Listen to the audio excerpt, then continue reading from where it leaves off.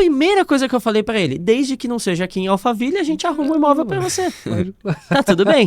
Por quê? Porque tem certas regiões que, cara, não vou falar que é difícil de você arrematar, você até arremata, mas você leva muito tempo. Então, o dinheiro tem um custo no tempo, né? Se você souber aplicar ele ainda aqui em regiões diversas, você vai rentabilizando sem necessariamente... A parada pra mim é assim, eu gosto de dinheiro, eu não gosto de ego inflado. Eu prefiro ter o bolso cheio do que o ego inflado. Então eu compro imóvel de 10 milhões e de 20 mil reais. Não faço diferenciação com isso. Boto pra rodar, faço dinheiro e vou ser feliz. Esse imóvel que você comprou nesse valor baixo, ele tinha possibilidade de financiamento? Ou Tinha. Financiamento. E o que a gente... Ah, não. Os 5% de entrada? Não, então. Esse especificamente não dava, tá? Porque a Caixa ela não financia imóveis abaixo de 50 mil reais. Tá? Então, esse especificamente de 23 mil reais eu paguei à vista, tá? Só que aí o que acontece? Eu fiz uma reforma nele, consegui uma sobreavaliação e eu consegui vender esse imóvel sem entrada pra pessoa. Ou seja, o cara que comprou de mim, ele fez a conta. Eu moro de aluguel, pago R$ 1.100. Se eu comprar esse imóvel aqui, eu vou pagar 1.300 de parcela. E o imóvel é meu. E o imóvel é meu. Acontece, o cara não precisa dar entrada. Porque a gente conseguiu sobreavaliar o imóvel a partir da reforma. Essa estratégia é interessante, porque aumenta a liquidez. Presta atenção, o Vitor vai desenhar essa estratégia aqui, como que ele aumenta a liquidez de um imóvel para o cara não dar entrada. Explica para nós aí como é que isso acontece na prática, Vitor. Legal. Quando você vai vender um imóvel, então, por exemplo, vou vender um apartamento qualquer. A pessoa que vai comprar de mim, seja pelo programa Minha Casa Minha Vida ou seja por qualquer outro tipo de financiamento, ela tem que dar uma entrada. Essa entrada normalmente é de 20%. Só que, para imóveis de baixo padrão, ou seja, esses mais populares, estilo Minha Casa Minha Vida, o cara, ele não tem... Vamos supor, você está vendendo um imóvel por 100 mil reais, o cara não tem 20 mil reais para dar na entrada. Essa é a realidade, tá? Realidade. Então, o que a gente faz? A gente pega esse imóvel que a gente quer vender por 100 mil reais, a gente faz uma reforma nele, gasta entre 10 a 15 mil reais de reforma estratégica. Por que uma reforma estratégica? Porque existem algumas regras dentro da Caixa Econômica Federal que o engenheiro ele é obrigado a subir o valor de avaliação conforme está a reforma. Então a gente entendeu, fez a engenharia reversa desse manual e faz a reforma olhando para esses pontos. Perfeito. Então, fazemos essa reforma e isso obriga com que o engenheiro laude esse imóvel por um valor um pouco mais alto. Ao invés de 100 mil reais de valor de avaliação, ele avalia, vamos supor, por 120 mil. Tudo bem? Se ele avaliou por 120 mil, o cara teria que dar uma entrada de 22 mil reais. Só que eu quero vender o imóvel por 100. Por quê? Porque eu arrematei por 23. Eu quero vender o imóvel por 100, eu não quero 120. Então, na prática, o que acontece? O imóvel é vendido por 120, só que esses 22 mil reais de entrada... O cara não desembolsa. Ele não desembolsa. Ele não faz o Pix pra mim, porque é isso que as pessoas não entendem. Quando você vai comprar um imóvel financiado, você não paga a entrada pro banco, você paga a entrada pro vendedor. E o vendedor recebe esse montante e você financia o restante com o banco, os outros 80%. Na prática, ele vai financiar os 100 mil reais com o banco e esses 20 mil reais ele não me paga. Por quê? Porque segundo a avaliação da Caixa, o imóvel está precificado em 120. E isso faz com que eu consiga vender um imóvel. Cara, eu já vendi imóvel em 40 dias. 35 dias. Por quê?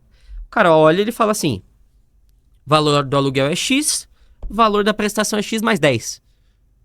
Por 10, 15, 20 reais a mais, ele está na casa dele, reformada, porque ele não teria condição de reformar um imóvel, né?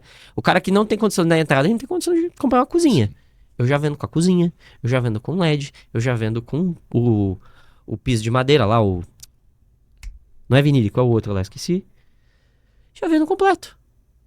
Facilita pra ele. Tá com espelho no banheiro, gabinete, tá com box. É bom pra todo mundo. É bom pra você que comprou, é bom pro cara que tá comprando pra você e não tá precisando da entrada, é bom pro banco que vai receber o dinheiro. Todo mundo sai ganhando. Esse é o verdadeiro bom negócio. É bom até pro devedor, meu amigo, porque o devedor, ele morou de graça durante um tempo, agora dependendo do preço que comprar, ele ainda abate, diminui a vida dele, talvez o cara até comece do zero. Esse por 23 mil, capaz que não, porque o valor do financiamento era bem alto, né?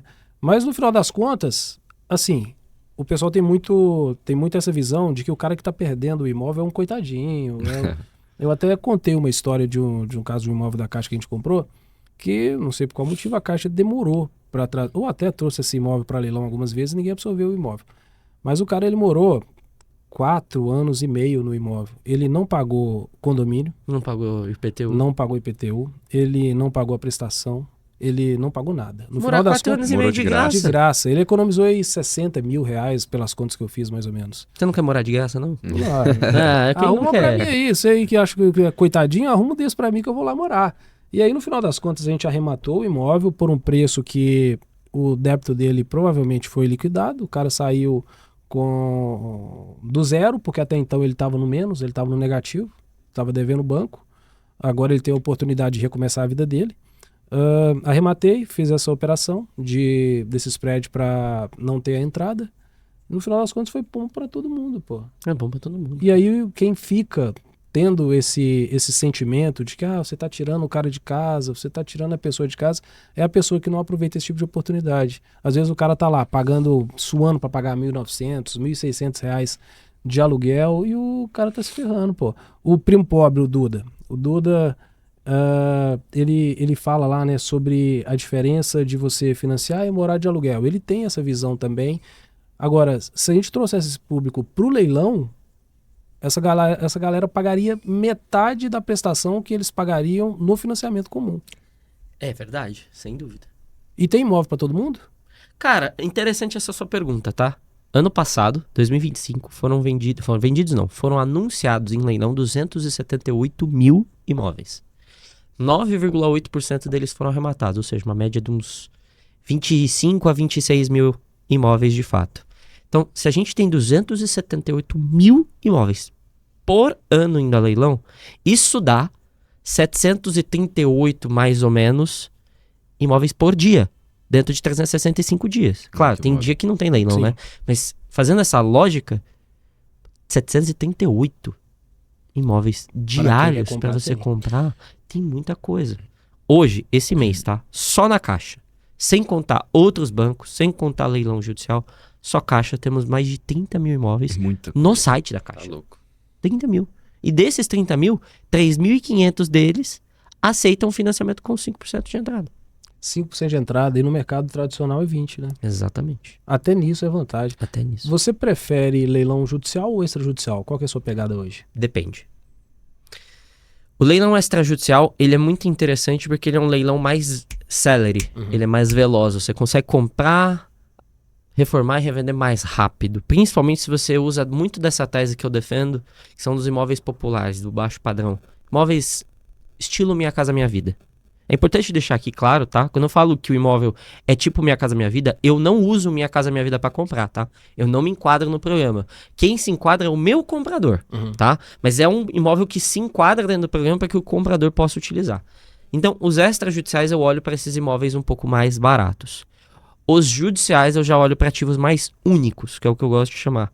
Por quê? Porque dificilmente num Bradesco vai aparecer um apartamento, sei lá, de 150 metros quadrados com um valor de 2,5 milhões de reais e que não esteja com uma disputa alta. O judicial, ele é significativamente menos concorrido do que o extra. Então, o que eu faço? Eu pego os imóveis que são ativos mais únicos, mais interessantes, com maior valor agregado, nos judiciais. Porque não é todo mundo que tem a expertise, porque tem muito preconceito no judicial. A galera acha que precisa ser advogado, que tem que ler processo, que pipipi, papapá. Tem que ler processo, tem que entender do que tá fazendo. Obviamente, mas você não precisa ser advogado. Sabendo o que analisar, da forma adequada, seguindo um procedimento do que deve ser feito, como um checklist qualquer pessoa consegue arrematar no judicial. Mas, ainda assim, é um preconceito muito grande. Porque a galera foca muito em caixa e esquece do filé. Então eu chamo hoje de leilões judiciais basicamente do filé mignon dos leilões de imóveis. Por quê? Pouca gente entra, você compra muitos com baixa concorrência e muitas vezes tem um ponto interessantíssimo dos judiciais, que eu não sei se vocês já pararam para pensar nisso. Nos carros, o judicial ele segue tabela FIP em tese, né? Sim. Perfeito. Quem faz a avaliação de mercado do imóvel de leilão? Judicial. Justiça. Qual que é o critério que o oficial de justiça tem para determinar o preço de mercado de um imóvel? Pesquisa no OLX. Pesquisa no OLX. Não tem outro. E aí o que é interessante? muitas vezes essa avaliação nos leilões judiciais ela é mal feita. Ou pra baixo ou pra cima. Ou pra baixo ou pra cima. Se for sobreavaliado, não nos interessa. Mas se for pra baixo... Mas se for pra baixo, nos interessa muito. E aí que tá o grande ponto. Nos carros, você se guia pela FIP. Não tem muito jeito.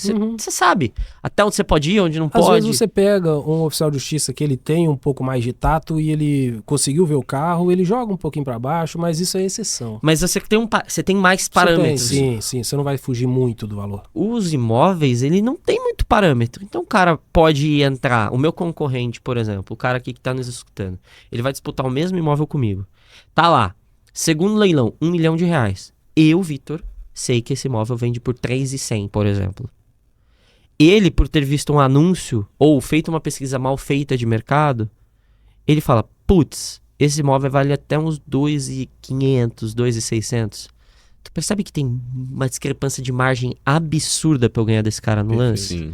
Então, os judiciais pra mim, eles são os meus queridinhos, são os que eu mais gosto, mas, sendo honesto, em volume, quantidade de imóveis, o que eu mais compro é extra. Por quê? 20 mil, 50 mil, 80 mil. Aí nesses aqui eu foco nos 800, 1 milhão, 2, 3, 5, 10.